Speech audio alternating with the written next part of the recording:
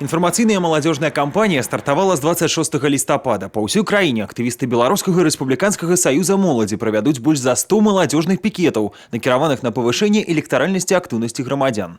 У Брэсцкай вобласці за гэты час прайшло больш за 40 пікетаў, 19 адбылося ў гэтыя выхадныя. Асноўная іх мэта – стымуляваць інтарэс беларусаў да адной з самых галоўных грамадска-палітычных падзей года. Кожны пікет – гэта крэатыўная пляцоўка, дзе актывісты БРСМ агітуюць насельніцтва выканаць 17 лістапада свой грамадзянскі абавязак. І ў той жа час гэтыя маладзёжныя пікеты не маюць дачынення да перадвыбарнай агітацыі. Нам, молодежи, не безразлична политическая жизнь в стране. Мы хотим, чтобы реально граждане нашей страны исполнили свой гражданский долг.